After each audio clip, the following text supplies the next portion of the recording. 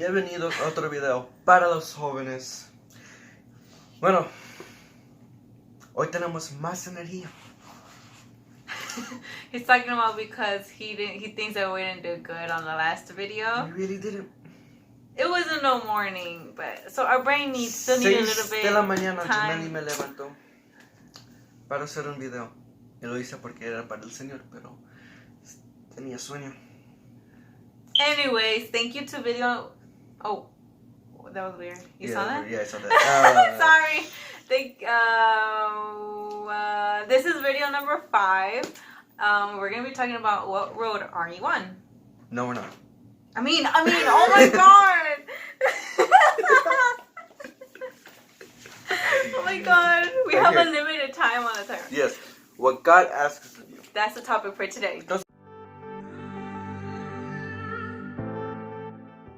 So this topic about what God asks of you is pretty similar to what we talked about.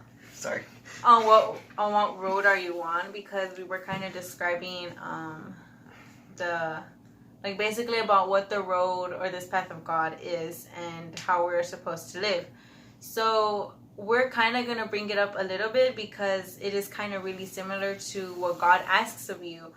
And what God does ask is, well, mainly to honor Him, obviously to obey Him, to love Him unconditionally with all your heart, always putting Him before anything else in this world. And yeah, that's basically like the main thing what God really asks of us. Entonces, lo que Dios pide de nosotros es nuestro amor a Él y que nosotros adoramos y exaltamos al único y más poderoso nombre en todo el mundo, y ese es el nombre de Jesús. Y la razón es porque Él tiene misericordia sobre nosotros. La razón que nosotros tenemos vida hoy en este día es que Dios tiene misericordia de nosotros. Así es por eso que nosotros tenemos que adorar y alabar y agradecer a Dios lo que hace en nuestras vidas. Y es por eso que hoy tenemos que hacer lo mismo. Entonces lo que Dios pide de nosotros es simplemente que adoramos. Porque hablando honestamente, Dios no nos necesita. Él no nos necesita. Él tiene todo lo que Él necesita ahí arriba. It's kind of harsh. Yeah, pero no hay nada aquí en el mundo que nosotros podemos darle que Él necesita. Él ya lo tiene todo. Pero por su misericordia, por su gracia y por su amor incondicional para nosotros, es por eso que nosotros tenemos la vida. Es por eso que todavía hoy podemos decir que Dios es bueno. Y es por eso que nosotros tenemos que adorarle. So, I need to stop saying that. So obviously when it comes to obeying, when God asks us to obey, just like how we said on that one video, how we said on the one video, what road are you on? Just like how we obey our parents, well, at least we're supposed to. Just like how we obey our parents whenever we are living under their house because it's under their rules, or at school, and I said it again, or at school, we're following the rules, have your ID even though we don't like to have our ID, if we're still wearing uniforms, tucking your shirt, blah, all that type of stuff. The 10 Commandments are the rules that God is asking of us to follow. Exactly. So that's like if God is saying we must love one another, that is all He's asking for. Just love Him. Love other people because I love you. That's what God is saying. And if you love me, then you should also love yourself, and you should also love and treat others how, the right way.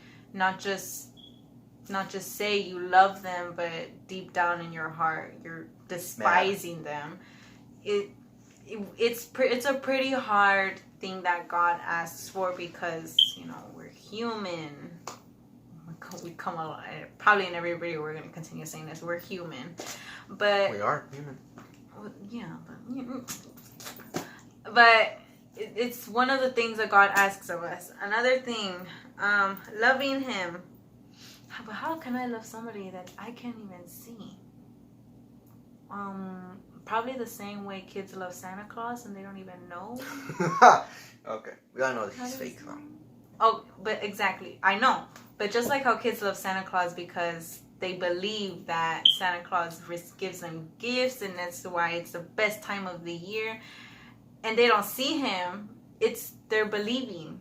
And that is the main point to why we... Honestly, don't think that's the best example. It is the best example because we can't see God. The kids can't see Santa Claus. God gives us gifts. Santa Claus gives them gifts. The kids are believing in something that they can't even see, and so are we. But also, we have more proof right here. Sí, y una cosa que nosotros tenemos que saber es lo que Dios pide de nosotros es simplemente obedecerla. Bueno, no solo eso, pero hay muchas cosas, pero Dios quiere que nosotros obedecemos y honramos su nombre. Y es por eso que tenemos los 10 mandamientos, que nosotros tenemos que perseguirlos, no adorar a falsos dioses o aceptar nombres sobre, o alabar a otros dioses que no viven, no maldecir el nombre de Jesús. Esas son las reglas que Dios nos dan para que nosotros podamos obedecerlos, porque esas son cosas que el diablo nos puede atacar. A veces Dios pone en nuestra mente a matar a alguien. Esa persona lo odiamos, nos hacen enojar y nos molesta todo el tiempo y nos hacen maldad, pero Dios dice que no tenemos que matar, pero sino perdonar. Tenemos que amar y perdonar. Y entonces a veces nosotros tenemos que amar a la gente porque el amor a la gente es lo que nos ayuda a entender a la gente. Pero nosotros tenemos que ayudar a entender que el amor es el que resuelve todos nuestros problemas. Y no solo el amor de Dios, pero sino el amor para todos la gente. El amor que nosotros tenemos. Mi mamá nos dijo algo bueno el otro día, que cuando la gente piensa de amor, nosotros estamos pensando de los hermanos o la familia conviviendo juntos, comiendo, saludándose y abrazándoles. Pero mi mamá dijo que Dios nos está enseñando un nuevo amor, un nuevo tipo de amor. Y ese amor es que nosotros no tenemos que mantener nuestra distancia de la gente. Es un nuevo amor que nosotros tenemos que aprender, porque sabemos hoy en estos días si nosotros estamos juntos. And the reason why she says it's a new love by keeping our distance is because we know that this sickness is going around. If we're near each other, we're basically saying like, hey, I'm not getting near you because I love and I care about you and I don't want you to get sick. Not because I think you're sick, but it's because I don't know if there's something, who we've been hanging around with, and I'm just keeping that distance because I want you to continue being safe and I want you to continue being healthy. That's basically what she means by saying the new love by keeping our distance. I'm just saying, okay? Eso lo que estoy diciendo es que este nuevo amor que estamos enseñando es lo que Dios pide de nosotros. Dios pide amor, Dios pide paz, paciencia, Dios pide perdón. Bueno, no que Él necesita perdón, pero que nosotros nos amamos. Hay muchas cosas que, como dije en el principio, Dios no necesita. Él no necesita nuestro amor a Él. Porque Él ya tiene todos los ángeles, arcángeles y todo eso que le aman y le adoran, le alaban, todo eso. Pero nosotros simplemente somos una bendición, somos la misericordia de Dios. Entonces nosotros tenemos que entender que ese mismo amor que Dios enseña a nosotros, que ese mismo amor que Dios tiene para nosotros tenemos que tener a la gente que está en este mundo también. Porque al fin del día, Dios lo creó. And a good verse that goes with what God basically is asking for us is in Deuteronomy. Deuteronomio. Deuteronomy. I had to find out how to say it in English. Deuteronomy. Now you know, that's part of your English. What is it? English language or vocabulary. Oh yeah, that's what I mean. Deuteronomy. Sorry. Deuteronomy 12 and 13 it says, "And now, Israel, what does the Lord your God require of you?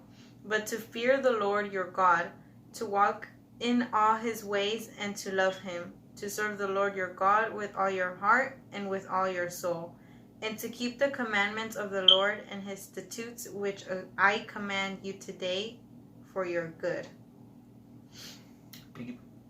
So it's, like how, on verse 12 it says, to love your God with all your heart and all your soul.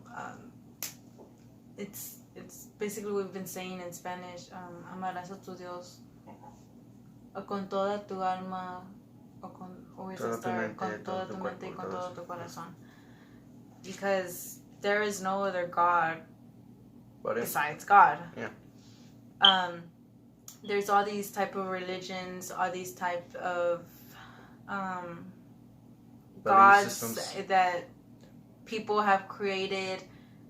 I'm not gonna name any because I don't, it's just respectful to not get into any offense. But I'm pretty sure that y'all know what I mean. You can name a few.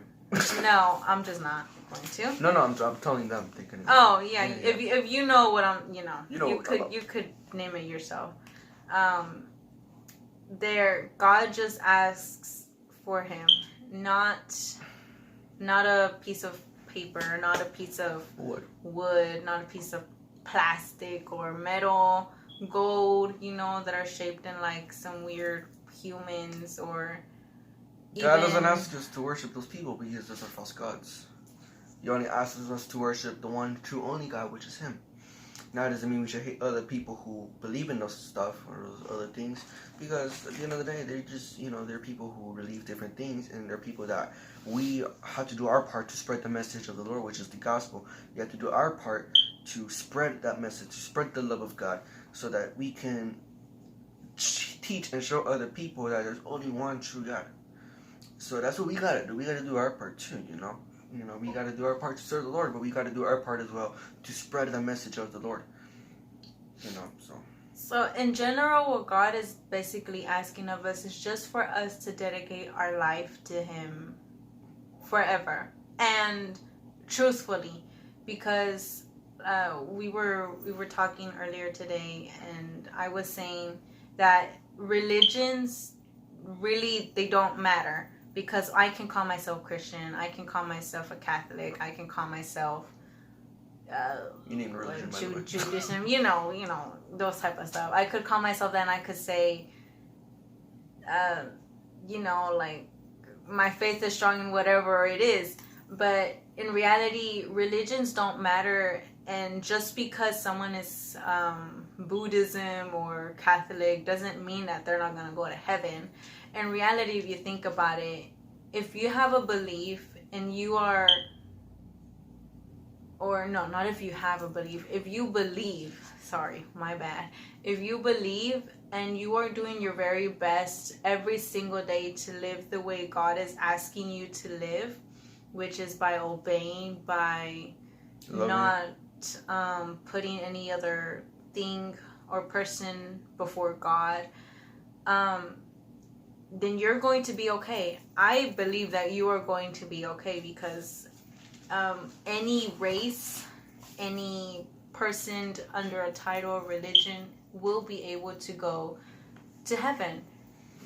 In reality as well, Sorry, God after all does have the judgment over what he's gonna decide if we're gonna be up there or not. But if you really are putting God first and making sure this is what I have to do, because if I say I believe God, I am going to do it, and I'm going to show it as a reflection himself in me. So starting tomorrow, I am going to stop doing this, and I'm going to start I'm gonna start going to church. I'm going to start reading my Bible, and I'm gonna start praying. No more clubbing, no more drinking for me, because I am now a new person, and I am now living in God, and this is what God wants of me. Sorry. And to be honest, and to think about it, when Jesus came to spread the good news, he came to spread the good news. He didn't come here to name a religion. He didn't come here to define or leave a religion for us. He didn't say, oh, let there all be Catholics, let there all be Christians, let there all be Pentecostals, let there all be Baptists, let there all be Muslims or Jewish. He said, hey, this is the good message, this is the good news. Here's for you to take. What we did after that was on us, We came up with all these different religions, all these different names. Sooner or later, all these inventions started coming along, and we started putting them a part of the religion. That's why you have so many branches of Christianity, because there's baptism, Pentecostals, and evangelists, and all this other stuff. And so, at the end of the day, Jesus didn't, or God, either way, they didn't come here to leave a religion for us. They came to spread a message so that we could take by the heart to one day, hopefully, see him out there. And another verse that goes along with this, the dedication of your life to God, is in 1 Thessalonians, 1 Thessalonicenses 5:23 and 24. It says, "May the God of peace make you holy in every way." Obviously, we all know that we're not always going to get there 100% because, what are we? We're human. Sorry, let me re-say that. Okay. Let me just. Okay. Now may the God of peace himself sanctify you completely, and may your whole spirit, soul, and body be preserved blameless at the coming of our Lord Jesus Christ. He who called you is faithful, who also will do it. So, we're not a new person. We're not the same old psychopathic, crazy type of person without living God living in us. To be honest, this is for the holiness, so most of us really didn't have much of a dark past to say. The youth is where things begin to happen. So this is why the message is not saying that you guys, we're doing all this bad stuff or all this kind of, crazy things. No, we're just, we're trying to invite you to be more committed to what we believe in and what you believe in.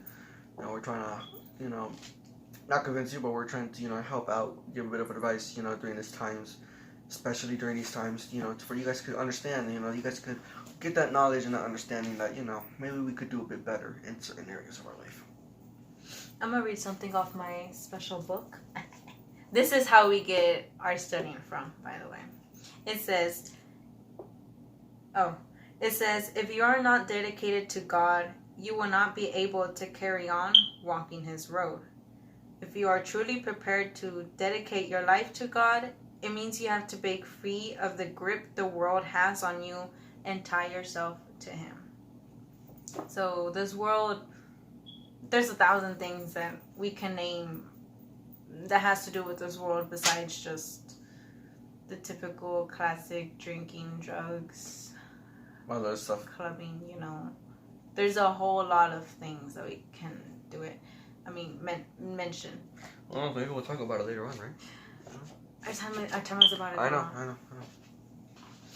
So we just wanted, guys, to let you know, God asked of us to do certain things, and right now, during these times, it is necessary for us to do it. But I think that's gonna wrap it up for the video, right? I think so. So, why are you acting like a newscaster? Because this is what it is. Ok, bueno, hermanos, ya es tiempo para nosotros, nos vamos, para el tiempo para irnos. Así que espero que este mensaje sea de bendición y que ayude a cada uno de ustedes. Bye. Bye, sorry.